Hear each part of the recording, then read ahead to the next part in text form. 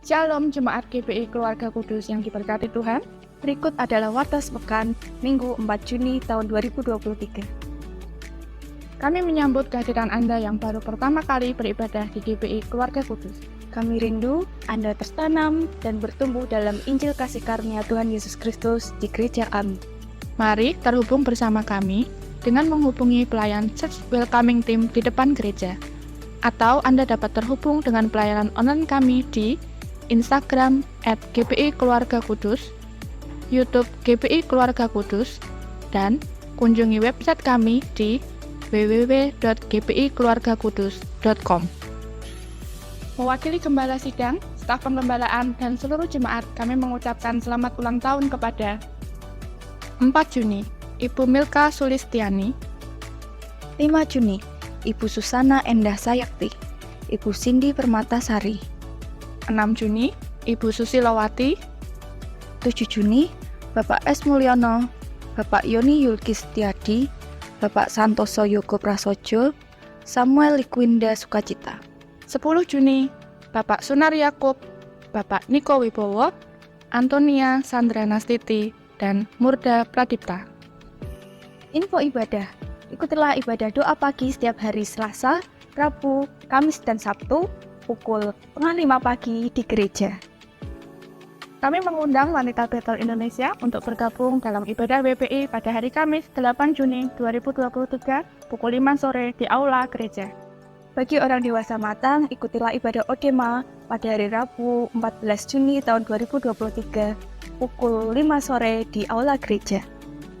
Kami mengundang pemuda dan remaja untuk bergabung dalam ibadah Youth Era of God setiap hari Sabtu pukul 4:30 sore di Aula Gereja.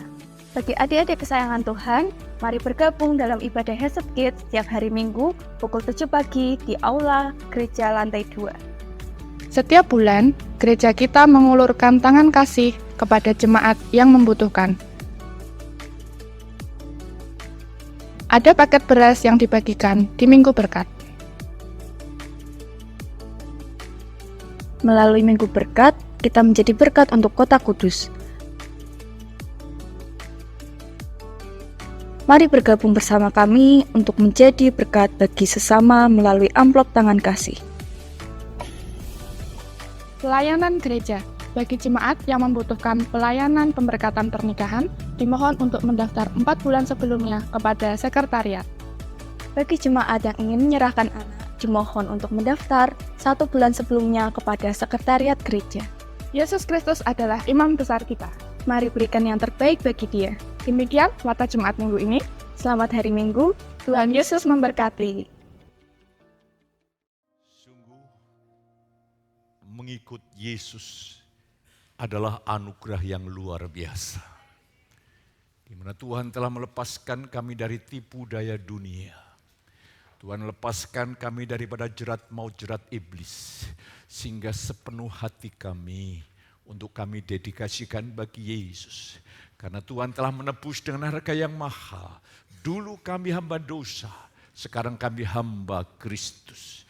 Dulu kami musuh Allah, sekarang kami sahabat Kristus. Biarlah anugerah-Mu bagi ini bekerja kuat dalam hidup kami dapat mendengar suara-Mu, dan kami akan mentaatinya di dalam anugerah-Mu. Demi nama Yesus kami berdoa, haleluya, amin. Shalom. Saya tadi pagi, ritual pagi saya adalah saya buat kopi, dan saya akhirnya keluar, saya terdorong untuk saya berdoa di bawah langit. Dan saya berkata, Tuhan Kau begitu maha besar, maha ajaib. Dan Engkau yang maha besar itu ada dalam hidup hamba-Mu, ada di dalam hidup umat-Mu. Berarti ada pengharapan di atas segala pengharapan umat manusia.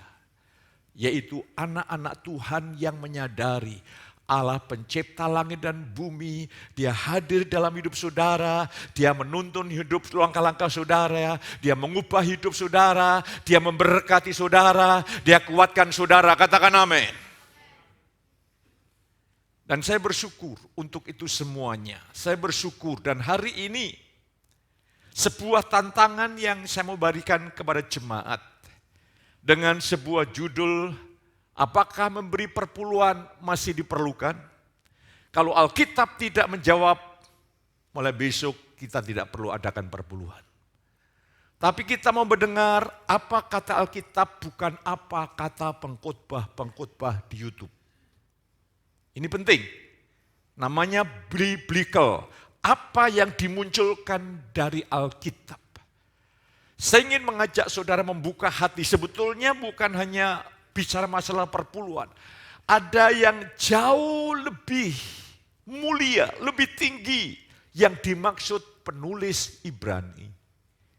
Menulis di dalam Ibrani 7 dari ayat 1 sampai 10, mari kita akan baca bersama-sama. Ibrani 7 ayat 1 sampai 10.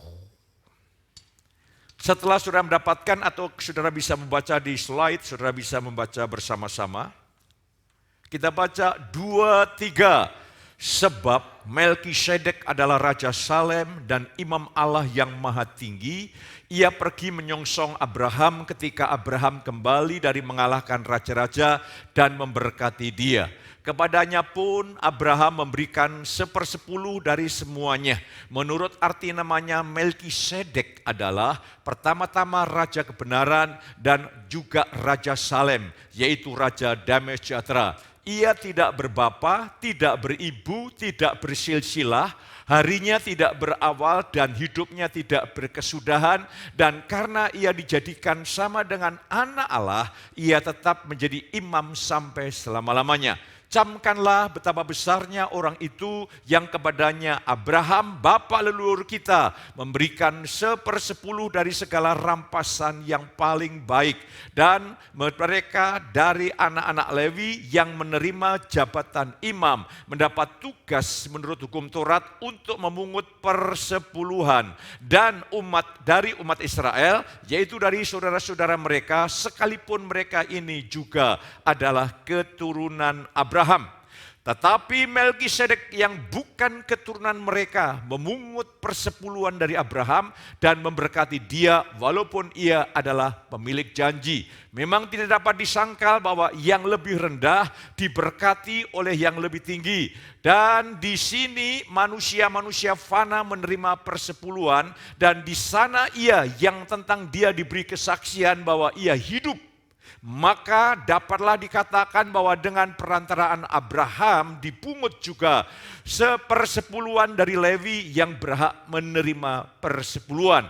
Sebab ia masih berada dalam tubuh bapak leluhurnya ketika Melkisedek menyongsong bapak leluhurnya itu.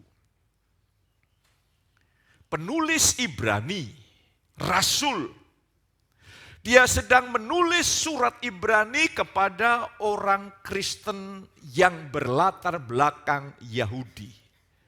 Jadi surat Ibrani ini adalah surat yang ditulis orang rasul untuk orang-orang Kristen yang punya background latar belakang Yahudi. Makanya penulis Ibrani banyak mengambil kisah-kisah dari perjanjian lama dan terus digenapkan di dalam Yesus, di dalam kebenaran kasih karunia. Lah saya ingin mengajak saudara menanggapi pemberitaan-pemberitaan bahwa perpuluhan tidak berlaku lagi, tidak dituntut lagi. Ada yang mengatakan bahwa dia tanya kepada rabi-rabi Yahudi, katanya di Israel juga tidak ada perpuluhan. Saudara dan saya tidak perlu mendengar rabi-rabi Yahudi, karena mereka pun tidak percaya Yesus. Yang kita dengar adalah firman yang sudah masuk kanonisasi. Inilah otoritas tertinggi bagi kita sekalian. Jadi saya ingin mengajak saudara hari ini, apa kata Alkitab? Saya ingin mengajak menjelaskan kepada saudara, kitab Ibrani harus kita pahami. Bahwa surat ini sangat istimewa bagi orang Kristen yang berlatar belakang Yahudi dan punya banyak godaan, cobaan jemaat di Ibrani kembali pada tata cara perjanjian lama. Tata cara ibadah perjanjian lama. Sebetulnya hal yang paling sulit di dalam sistem keagamaan itu adalah sistem bait Allah di Yerusalem. Begitu rumit persembahan-persembahan diatur, semua diatur begitu rumit. Puji Tuhan, Yesus telah menyelesaikan kerumitan itu. Dan yang lebih sederhana dalam perjanjian baru, tidak ada sistem kepercayaan yang lebih sederhana dari perjanjian baru. Perjanjian baru hanya berisi semua dikerjakan oleh Tuhan. Segala sesuatu dari Dia, oleh Dia, kepada Dia, baginya lah segala pujian, hormat, kemuliaan sampai selama-lamanya. Sangat amat sederhana. Dan Tuhan sekarang bekerja bagi orang percaya dari dalam hidup orang percaya. Jadi di sini penulis punya sebuah tujuan maksud di dalam ilham Roh Kudus, hendak meninggikan Yesus sebagai imam besar selama-lamanya di surga, dan juga hendak meninggikan Yesus adalah raja di atas segala raja. Yohanes menyatakan bahwa Yesus adalah raja di atas para raja-raja, pemimpin-pemimpin di atas muka bumi ini. Itulah yang hendak disampaikan oleh Rasul yang menulis kitab Ibrani. Dan di dalam tulisan ayat 1-10, penulis Ibrani Rasul itu memakai Melkisedek, memakai Abraham, sebagai metafora, sebagai gambaran tentang Melkisedek itu metafora gambaran tentang Yesus imam besar di surga selama-lamanya. Yesus Raja yang nanti ketika dia datang kedua kali, dengar pada pendengar YouTube, kiamat artinya Yesus datang kedua kali dan seluruh dunia akan dihancurkan, hanya orang-orang yang melakukan kehendaknya bersama Yesus dalam kekekalan. Itu makna hari kiamat. Lah, hari ini Yesus sekarang ini sudah raja, penguasa, Tuhan Kurios. Dan mari kita pelajari. Tahu-tahu Melkisedek muncul, tidak berbapa, tidak beribu, tahu-tahu muncul. Dan hanya muncul di dalam kitab Kejadian, kitab Mazmur, kitab Ibrani, selesai. Hilang, silsilahnya tidak ada. Tidak berbapa, tidak beribu. Siapakah Melkisedek ini? Ini bukan Yesus, bukan malaikat. Bukan orang yang turun dari langit. Bukan orang yang keluar dari batu, dia tidak berbapa, tidak beribu. Apa maknanya? Penulis Ibrani menyebutkan Melkisedek tidak berbapa, tidak beribu.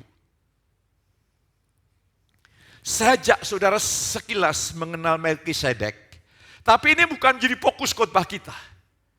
Melkisedek adalah metafora, gambaran dari keimamatan Yesus yang kekal selama-lamanya. Jadi fokusnya adalah penulis Ibrani hendak meninggikan Yesus. Melkisedek disebut ayat pertama adalah Raja Salem atau Yerusalem. Ini sebelum pra-Israel. Ya.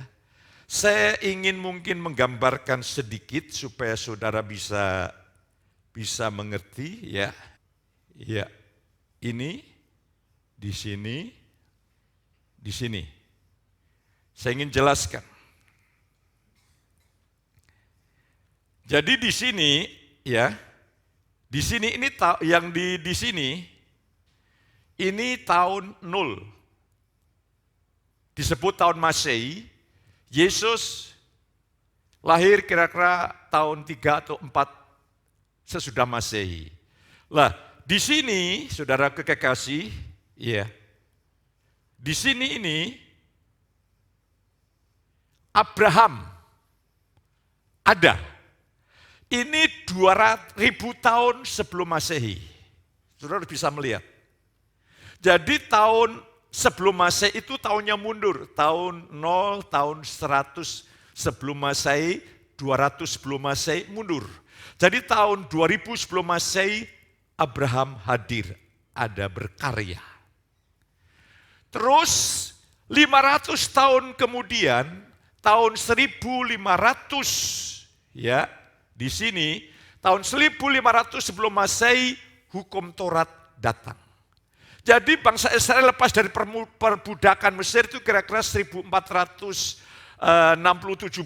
sebelum Masehi. Dia keluar dari perbudakan Mesir dan sampai di Gunung Sinai Tuhan turunkan hukum Taurat. Lah ini adalah Yesus lahir dan kematiannya. Disinilah perjanjian baru sampai Yesus datang kedua kali. Jadi saudara melihat hukum Taurat itu 1500 sebelum Masehi, Abraham itu jauh sebelum hukum Taurat itu ada, Abraham sudah ada.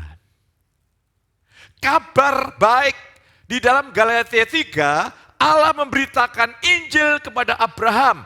Olehmu bangsa-bangsa diberkati.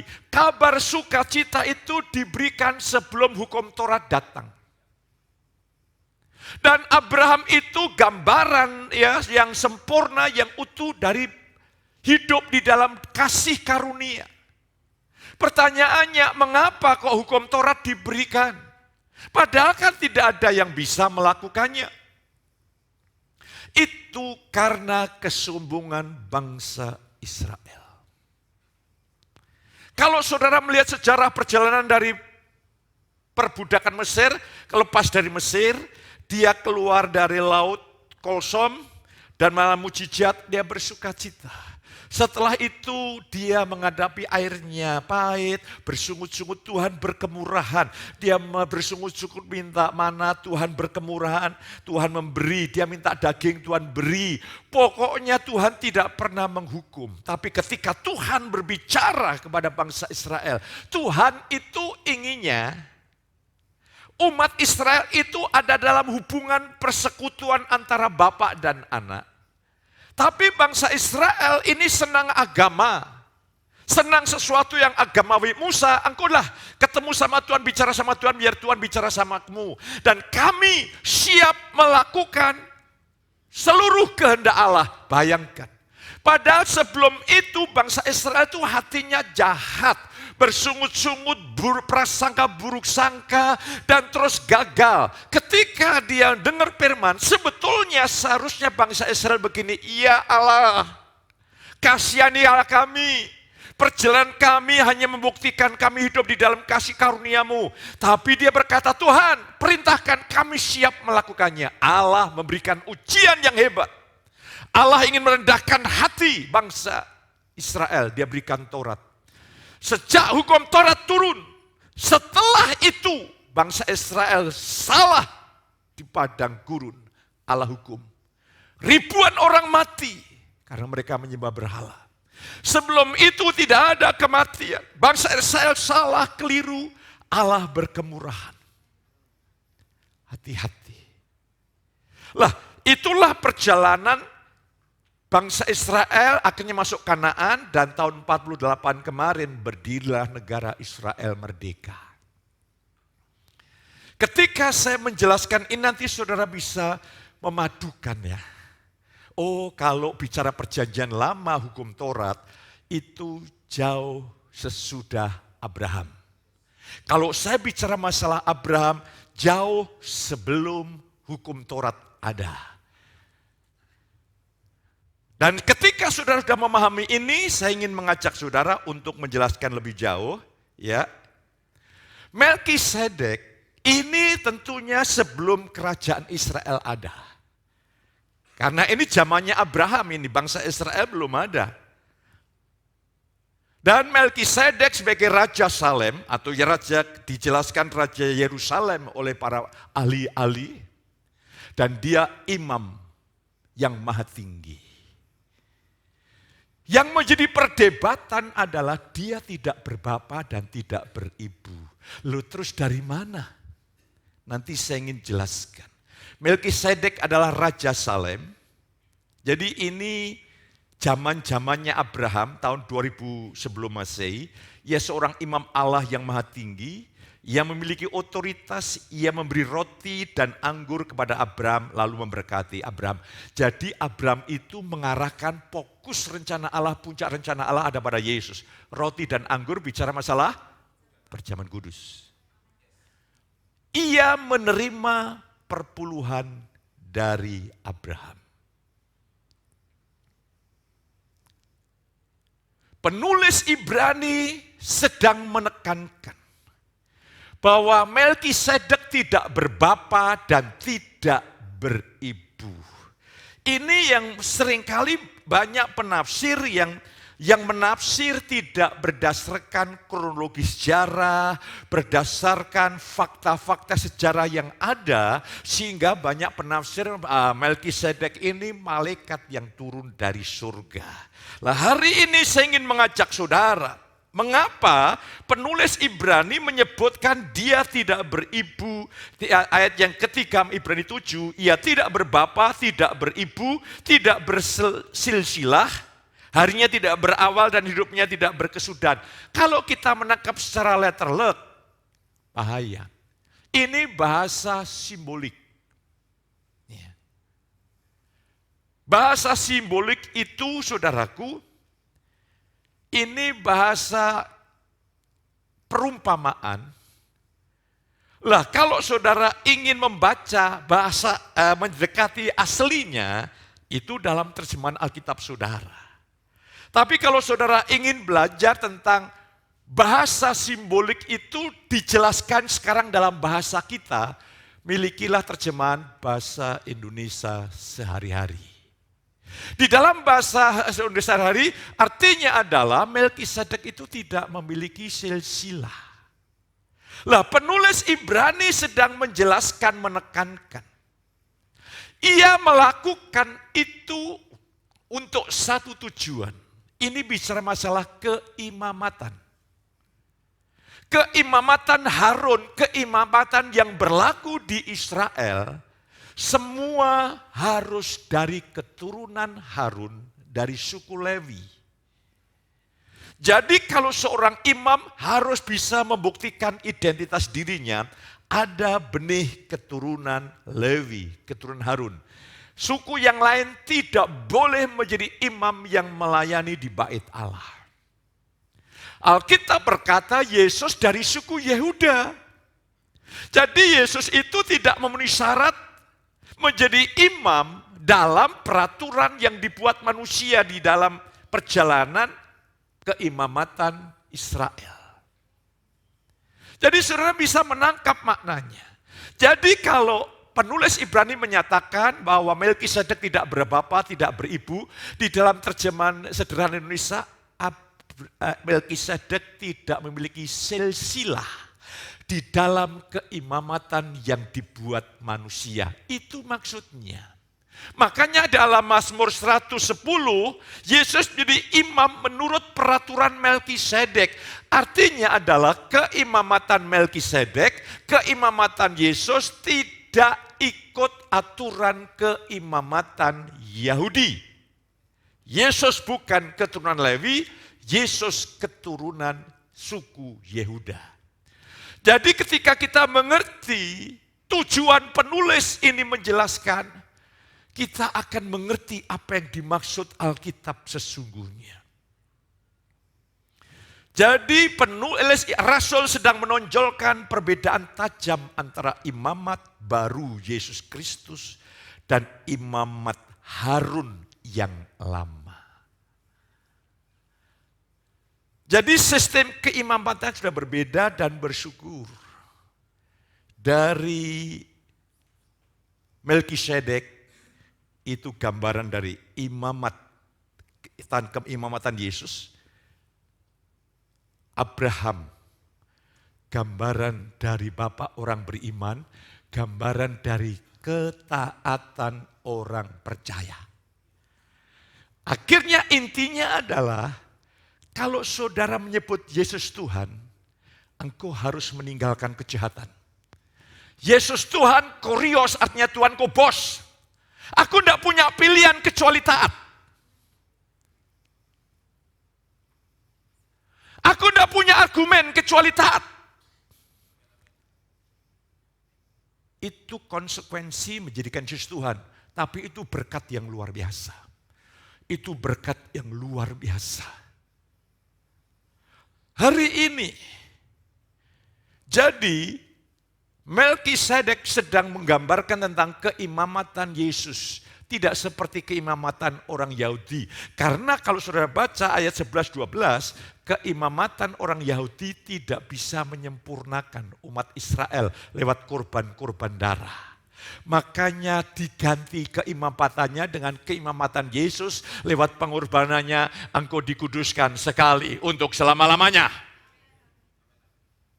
Kita bersyukur, kita memandang kepada imam Yesus Kristus, dia juga Raja. Sehingga saudara dan saya bisa menangkap hari ini.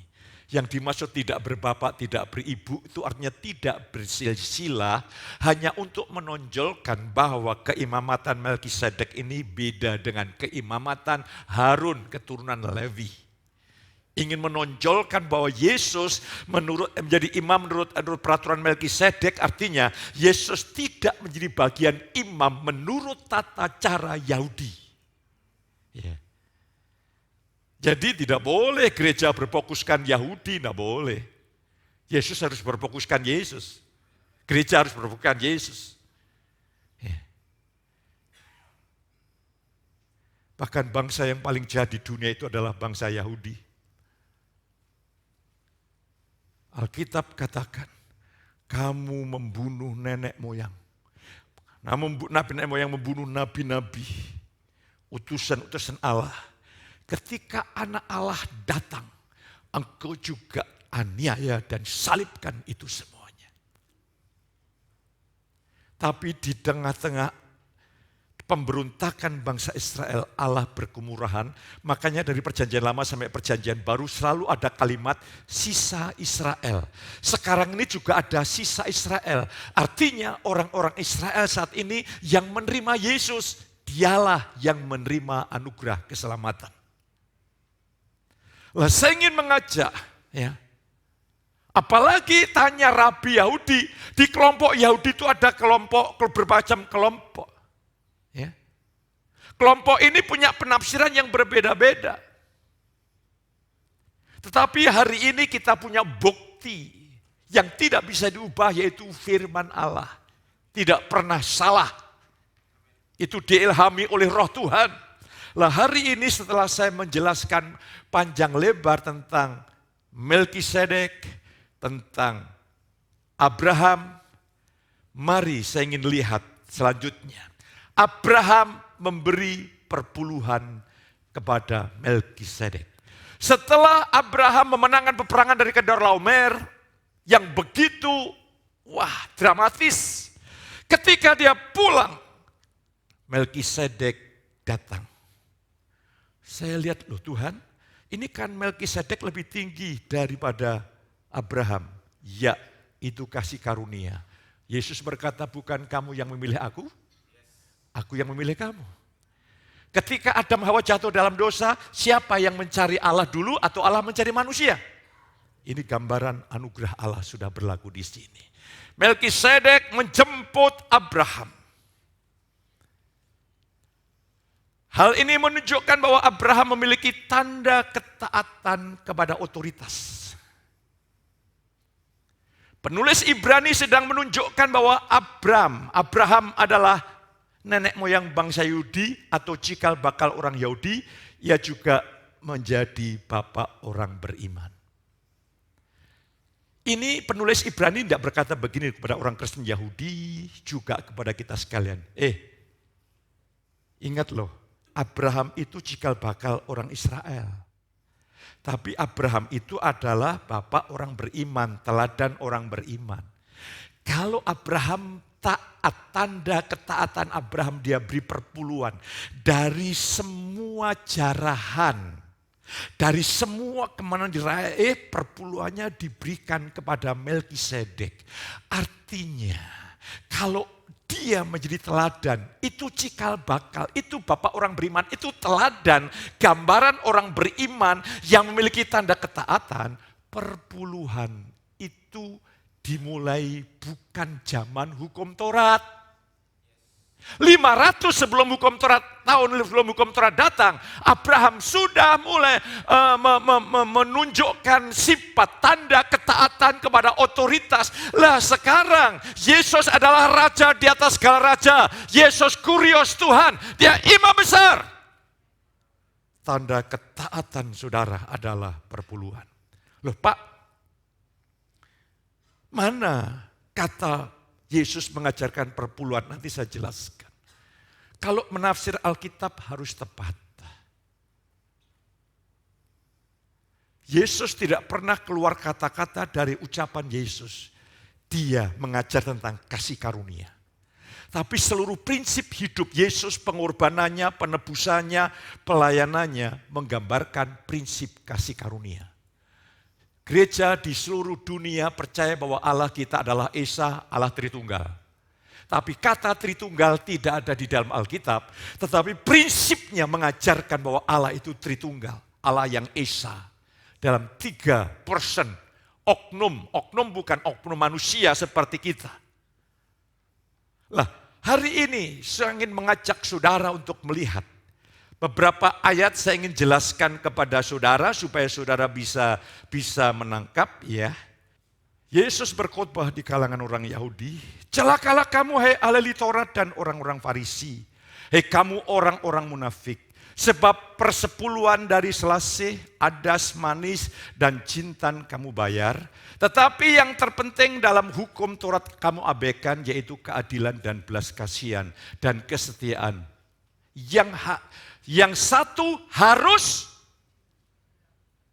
dilakukan, perpuluhan.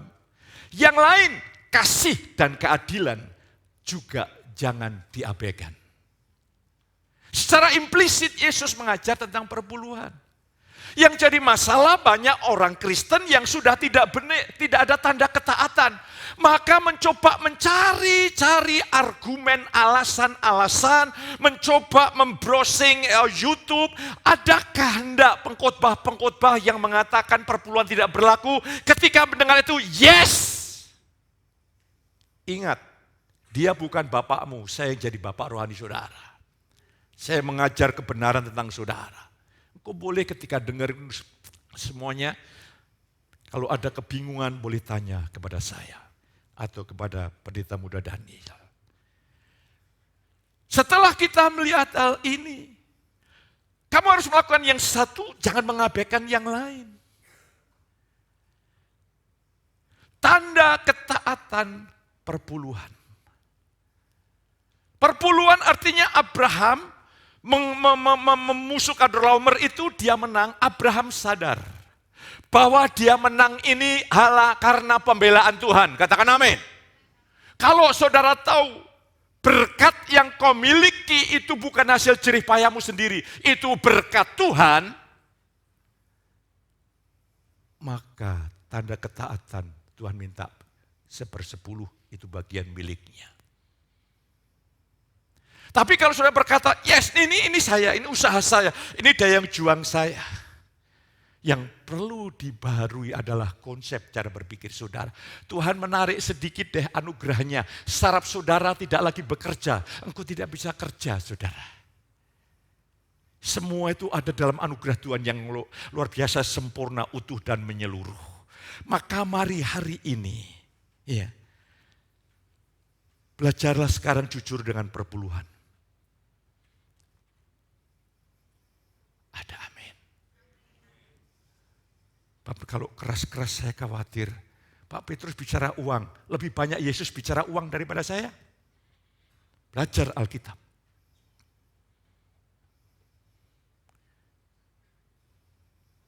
Lah, ayat-ayat yang lain, kitab-kitab yang lain menjelaskan.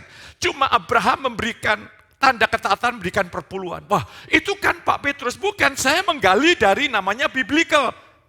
Saya bukan hamba Tuhan yang asal-asal. Saya coba dalami, saya coba gali, saya coba latar belakangnya. Apa yang mendasari itu? Penulis Ibrani berkata gini, Rasul itu, hey, kalian harus tahu Bapak Abraham itu bapak cikal bakal, bapak nenek moyang kita itu taat.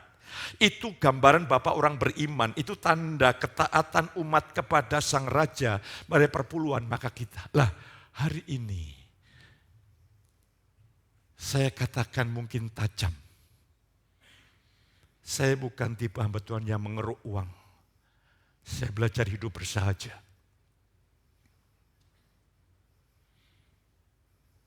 Musuh Tuhan bukan iblis. Iblis musuh yang sudah dikalahkan. Musuh Tuhan satu, Mamon. Kalau saudara menjadikan Yesus Tuhan, bukan Mamon sebagai Tuhan, tanda ketaatanmu kepada Kristus Sang Raja adalah kau ambil bagian sebagaimana Abraham. Tapi betapa beratnya kadang-kadang. Ya, kalau saudara dapat 100 juta, 10 juta. Bagaimana kalau kau dapat 1 miliar?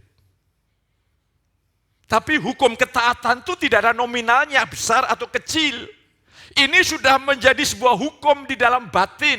Tuhan menaruh Taurat di dalam hati, itu artinya apa? Tuhan membuat hati kita ini bulat untuk suka mentaati perintah-perintahnya. Dan tanda kerohanian saudara tidak akan bertumbuh dewasa dengan baik kalau aspek uang ini kau tidak taat. Sebab apa? Tanpa sadar kita mentuhankan bukan Yesus tapi Mamon. Tidak bisa saudara bertumbuh.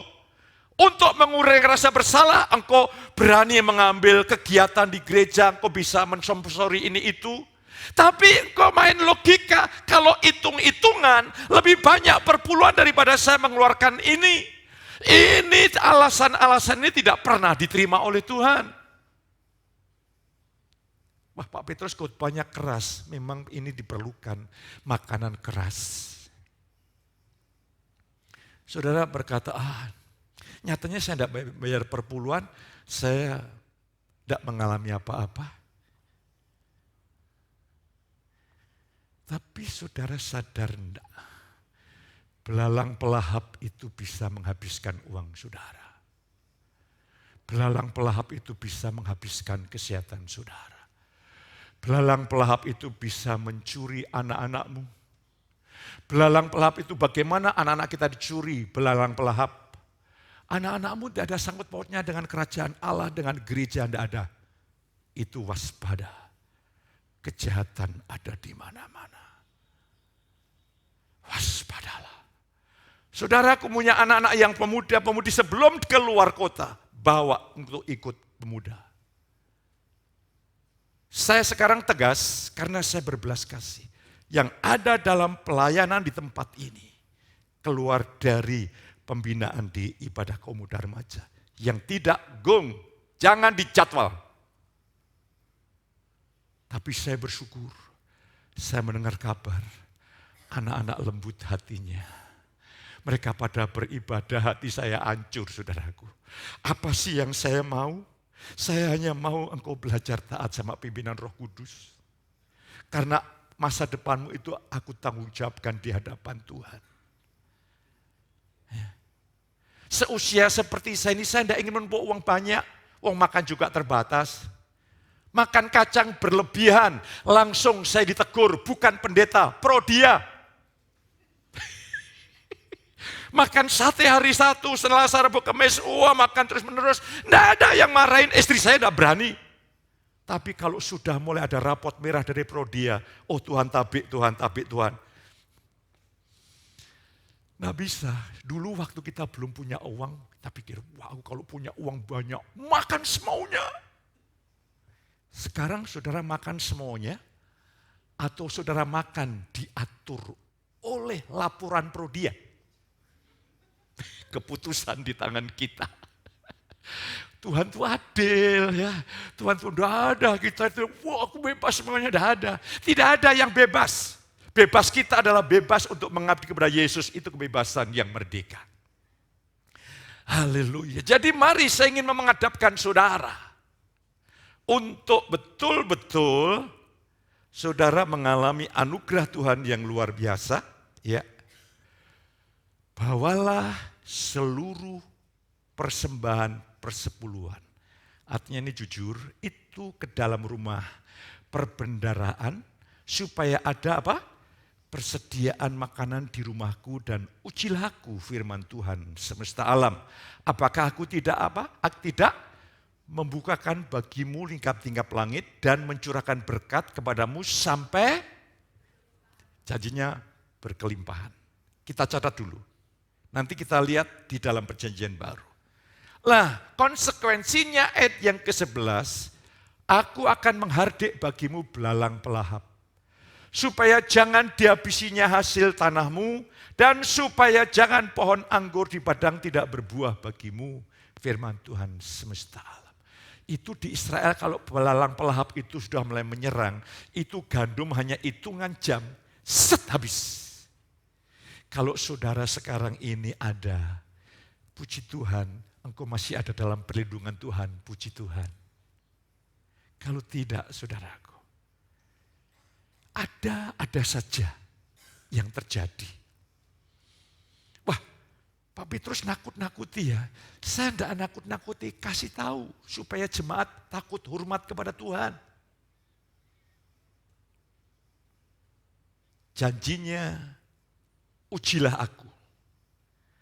Hanya satu ayat ini di mana Tuhan berkata, ujilah aku. Tuhan berani sekali. Makanya dari anak-anak muda engkau yang dapat gaji yang kecil, belajarlah taat. Ini hukum ketaatan. Belajarlah. Maka saudara akan melihat langit terbuka bagi saudara. Lah, saya ingin ajak saudara untuk melihat 2 Korintus pasal 9. Ini dalam kasih karunia. 2 Korintus pasal yang ke-9 ayat yang ke-10. Iya, ini ada pengkhotbah juga. Tuhan itu mintanya 100%. Dia tidak mengerti ayat ini. Tuhan berkata, Paulus berkata, firman-Nya berkata, ia yang menyediakan apa? Benih bagi penabur dan roti untuk dimakan. Ia juga yang akan menyediakan benih bagi kamu dan apa? Melipat gandakannya dan menumbuhkan buah-buah kebenaranmu. Sehingga ada jaminan sebelumnya ayat yang ke-8, dan Allah sanggup melimpahkan segala kasih karunia kepada kamu, supaya kamu senantiasa berkecukupan di dalam segala sesuatu, dan malah berkelebihan di dalam berbagai kebajikan. Allah itu murah hati, Dia berikan kepada saudara semua, katakan amin. Tapi mengapa orang belum mengalami kecukupan dalam segala perkara? Karena orang Kristen tersebut tidak menjadikan Yesus Tuhan, tapi yang dijadikan Mamon adalah Tuhan. Ini yang jadi masalah. Akhirnya iblis leluasa bekerja. Benih dan roti. Benih itu anugerah yang Tuhan berikan untuk pelipat kali gandaan. Jadi saudara, kalau yang menabur sedikit menuai sedikit, artinya ini kemurahan hati, sikap hati. Seingin saudara semua mengalami anugerah sehingga saudara berkecukupan dalam segala sesuatu. Kadang-kadang kita ini, kalau enggak gitu ya, kita ini orang-orang tua hebat. Tapi anak-anak kita menderita di dalam depresi. Tuhan ingin orang tua diberkati sampai ke anak cucu dan keturunan-keturunannya. Tuhan ingin. Mari hari ini bentuk khotbah pengajaran saudara kekasih. Saya ingin mengajak saudara untuk melihat pagi hari ini. Jadi,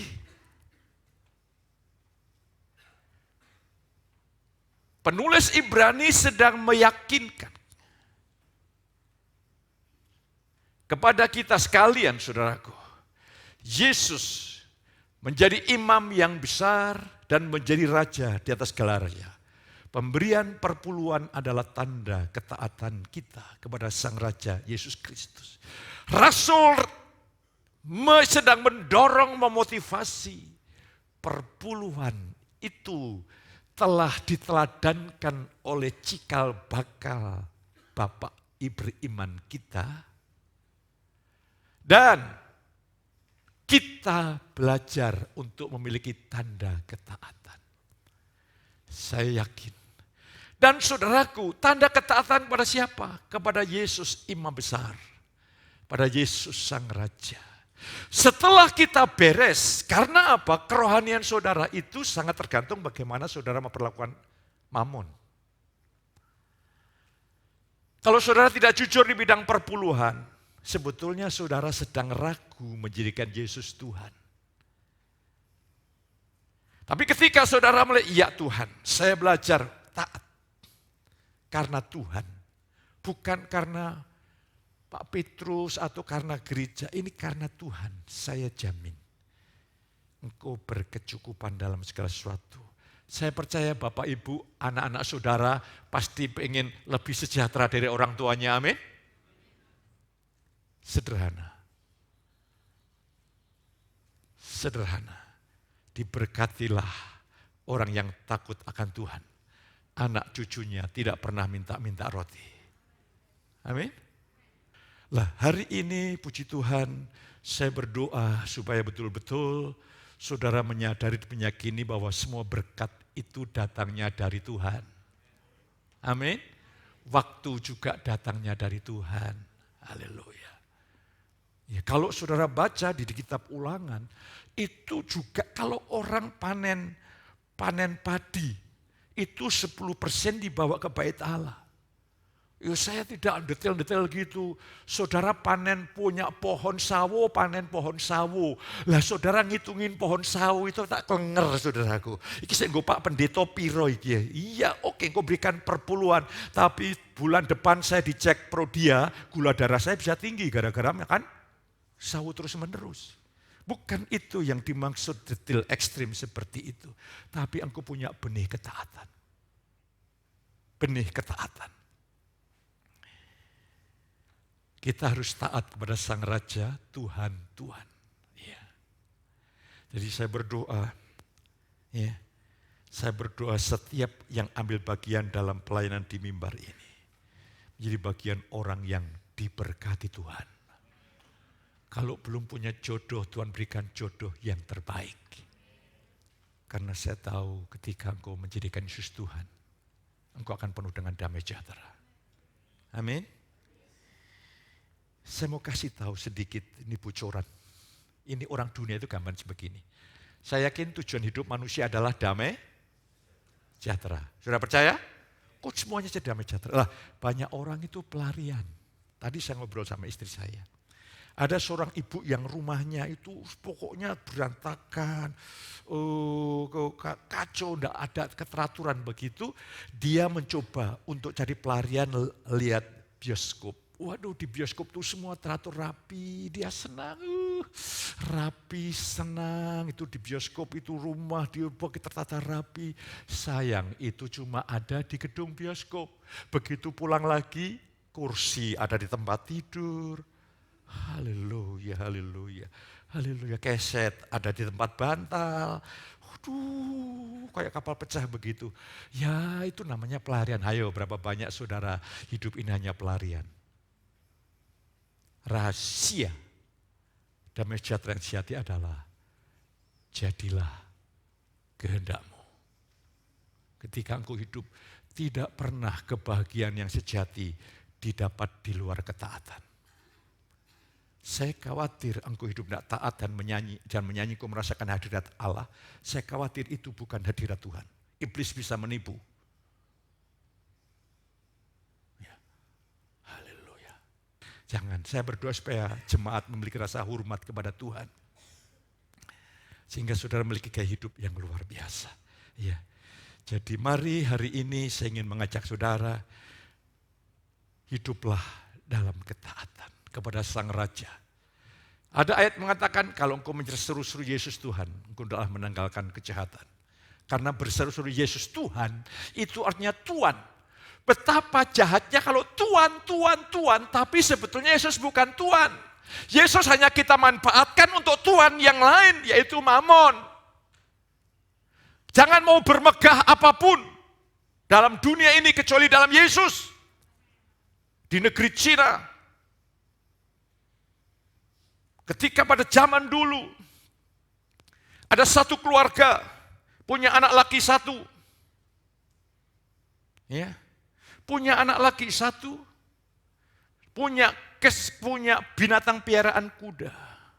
Karena anaknya itu suka mengendarai kuda, patah pak kakinya. Apa orang sekampung bilang, aduh kasihan, nasibnya sial.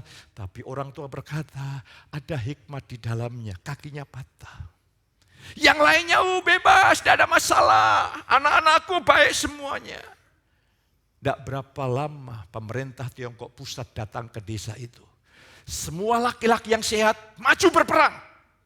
Tidak ada satupun yang kembali, mati semua. Yang tidak perang adalah anak laki-laki yang kakinya patah. Haleluya. Sudah diberkati hari ini? Karena saudara berbaik hati, khotbah saya hentikan sampai di sini. Coba saudara berkata, saya tidak diberkati, saya perpanjang lagi. Haleluya, kuat-kuatan saja. Enggak, saudaraku, saya mengasihi saudara. Tujuan yang saya bagikan ini adalah saudara meneladani Abraham, bapak orang beriman. Taat. Iman itu artinya taat. Tuhan menolong, memberkati. Saya berdoa supaya hidupmu mengalami berkecukupan dalam segala sesuatu. Bukan hanya engkau, tapi engkau dan anak, cucu, dan keturunanmu. Katakan amin. Sehingga engkau bernyanyi, mari hari ini jiwamu harus memuliakan Tuhan. Jiwamu harus bersyukur. Saya bersyukur Tuhan, aku bersyukur. Aku mempunyai vitalitas yang tinggi, semangat yang tinggi. Karena Tuhan yang berjanji, Tuhan yang menggenapi. Katakan amin. Tuhan yang memerintah, Tuhan yang menyanggupkan. Katakan amin. Dia berjanji, Allah sanggup mencukupi hidupmu dalam segala sesuatu. Katakan amin. Tambahin lagi aku dan anak cucu dan keturunanku. Apa yang terjadi? Tuhan berkata jadilah seperti iman. Iman yang hidup ditandai oleh ketaatan. Tuhan menolong pemain musik untuk menyiapkan diri. Mari kita masuk dalam perjamuan kudus. Saudara bisa menikmati mujizat itu hari ini juga. Angkat roti dan percaya dengan sungguh-sungguh. Penyakitmu, kelemahan tubuhmu telah dipikul Yesus. Tuhan ingin kau hidup sehat bagi kemuliaan Dia, bagi penggenapan rencananya. Mari kita terima tubuh Yesus dalam nama Yesus.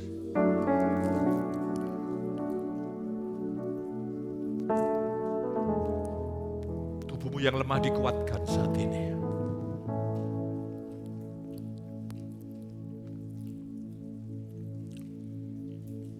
Kacauan. Mungkin saudara mengalami peristiwa satu hari selesai, belum selesai, muncul masalah lain, muncul masalah lain, muncul masalah lain. Ingat, ujian itu bukan setiap hari. Ujian itu periodik. Kalau setiap hari itu kutuk. Tapi pagi hari ini angkat cawan. Tinggikan Yesus, tinggikan karya penebusannya. Kutuk akan diambil alih dan diganti dengan berkat ilahi. Mari kita terima dalam nama Yesus. Tuhan menolong, memberkati, karena saya ingin memberkati ada bersama-sama saudara. Bapa, kami bersyukur pagi hari ini. Kami percaya dalam nama Yesus berkat Abraham turun atas seluruh umat-Mu. Sehingga anak-anak-Mu, keturunan-keturunannya, jadi orang-orang yang diberkati di hadapan Allah dan menjadi berkat. Sebagaimana kabar baik yang kau sampaikan, olehmu bangsa-bangsa diberkati. Saya dapat katakan dengan kalimat yang sama kabar sukacita, olehmu banyak orang diberkati Tuhan. Angkat tangan saudara, pulanglah penuh dengan sukacita di dalam berkat Bapa. Kasih sayang Kristus, lihat pertolongannya kudus, boleh menyertai saudara ini pagi sampai selama-lamanya. Yang diberkati katakan sama saya. Ya